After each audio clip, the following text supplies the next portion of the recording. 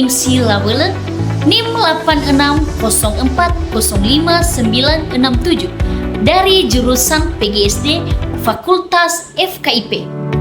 Video ini dibuat untuk memenuhi tugas dari dosen pengampu yaitu Ibu Winanda Marito, SPDI MPD. Pada kesempatan ini, saya akan membahas tentang peran ontologi, epistemologi, dan aksiologi dalam membentuk dasar-dasar filsafat ilmu. Nah, kita mulai dari yang pertama yaitu ontologi. Secara sederhana, ontologi ini membahas tentang apa yang menjadi objek kajian dalam suatu ilmu. Artinya, apa sebenarnya yang dipelajari dan bagaimana hakikat dari hal tersebut.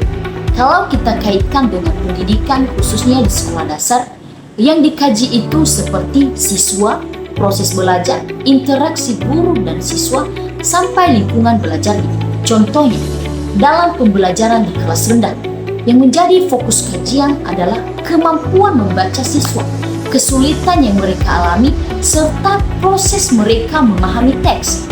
Jadi, di sini kita bisa paham bahwa setiap ilmu itu punya fokus kajian yang jelas. Sederhananya, ontologi menjawab pertanyaan. Contohnya, sebenarnya kita lagi mempelajari apa? Selanjutnya yaitu epistemologi. Epistemologi membahas tentang bagaimana cara kita memperoleh ilmu pengetahuan, misalnya melalui observasi, penelitian, eksperimen, atau pengalaman belajar di kelas. Contohnya, seorang guru mengamati perkembangan siswa, memberikan latihan, lalu mengevaluasi hasil belajar mereka. Contoh lainnya, guru melakukan tes membaca untuk mengetahui sejauh mana kemampuan siswa, lalu mencatat hasilnya dan menarik kesimpulan dari data tersebut. Dari situ, guru bisa mengetahui kemampuan siswa secara lebih jelas. Jadi, ilmu itu tidak asal tahu saja, tetapi melalui proses yang sistematis, logis, dan bisa diuji kebenarannya.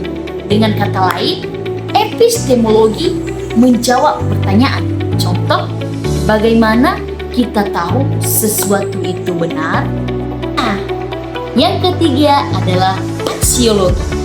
Aksiologi berkaitan dengan nilai dan etika dalam penggunaan ilmu pengetahuan. Artinya, ilmu itu tidak hanya untuk diketahui, tetapi juga harus digunakan dengan bijak dan bertanggung jawab. Contohnya, dalam penggunaan teknologi di dunia pendidikan. Kalau digunakan dengan baik, maka bisa membantu proses belajar siswa. Tapi kalau tidak, justru bisa berdampak negatif. Contoh lainnya, guru menggunakan hasil penilaian bukan untuk membanding-bandingkan, tetapi untuk membantu siswa yang mengalami kesulitan agar bisa berkembang lebih baik. Jadi, di sini kita belajar bahwa ilmu itu harus memberikan manfaat bagi kehidupan. Sederhananya, aksiologi menjawab pertanyaan. Contoh, untuk apa ilmu itu digunakan? Keterkaitan ketiganya. Nah, kalau kita lihat, ontologi, epistemologi, dan aksiologi sebenarnya sangat saling berkaitan dan bisa dikatakan tidak bisa dipisahkan. Ontologi menjelaskan tentang apa yang dipelajari. Epistemologi menjelaskan bagaimana cara memperolehnya. Aksiologi menjelaskan untuk apa ilmu tersebut digunakan. Contohnya, dalam pembelajaran membaca, ontologi yang dikaji adalah kemampuan membaca siswa. Epistemologi, guru menggunakan tes dan observasi untuk mengetahui kemampuan tersebut. Aksiologi, hasilnya digunakan untuk membantu siswa belajar agar lebih baik. Jadi, ketiganya saling melengkapi.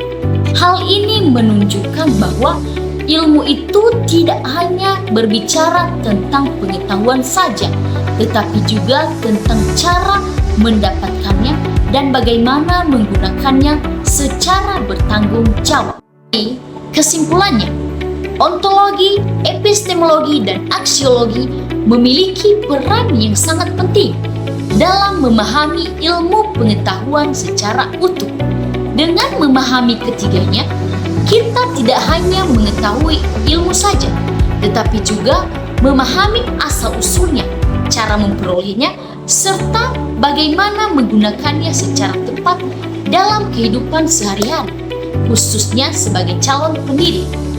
Demikian penjelasan singkat dari saya. Bila ada kata-kata atau penjelasan yang kurang dimengerti, saya mohon untuk dimaklumi. Akhir kata saya ucapkan terima kasih. Ya Ahok.